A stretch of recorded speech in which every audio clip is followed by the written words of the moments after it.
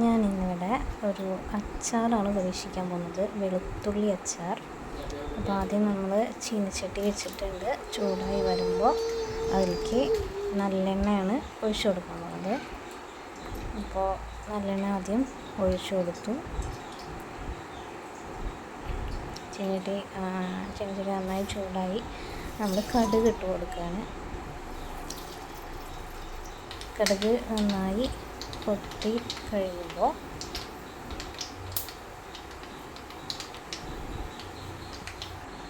നമ്മളതിലേക്ക് ചെറുതായി അരിഞ്ഞ ഇഞ്ചി, പച്ചമുളക്, കറിവേപ്പില എന്നിട്ട് നന്നായി ഇളക്കും.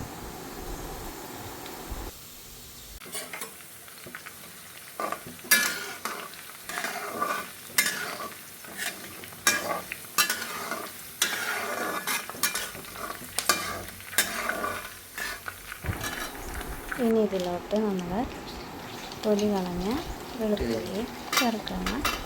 ഒരുപാടൊന്നും എടുത്തിട്ടുള്ള അതിലേക്ക് ചേർത്ത് നമ്മൾ നന്നായി ഇളക്കി കൊടുക്കണം.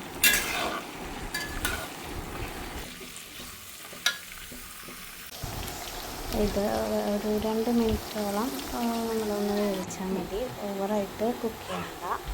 ശേഷം എനിക്ക് പാകത്തിന് ഉപ്പ്, ഒരു 2 സ്പൂണോളം ഉപ്പ് ചേർത്ത് കൊടുക്കുന്നുണ്ട്. ശേഷം നന്നായി വഴറ്റണം.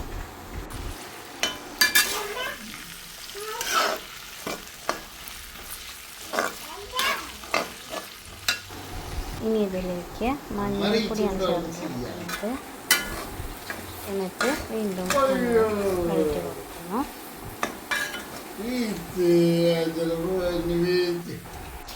ഇനി നമ്മളിതിലോട്ട് 1 സ്പൂണ് മുളക് പൊടിയാണ് ചേർത്ത് കൊടുക്കുന്നത്. പിന്നെ ഒരു 2 സ്പൂണോളം കാശ്മീരി ചില്ലി പൗഡറും ചേർത്ത് കൊടുക്കുന്നു. പിന്നെ നമുക്ക് വിനാഗിരി ആവശ്യമുണ്ട്.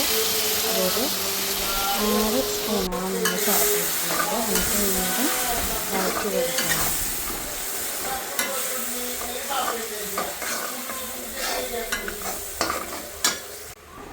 ഇനി നമ്മൾ ഇതിലേക്ക് കുറച്ച് പഞ്ചസാരയാണ് ചേർത്ത് കൊടുക്കുന്നത്.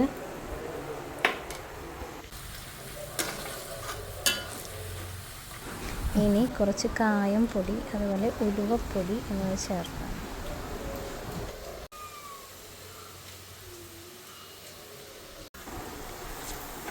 ഇപ്പോൾ നമ്മുടെ അച്ചാർ ഏകദേശം റെഡി ആയിട്ടുണ്ട് കേട്ടോ.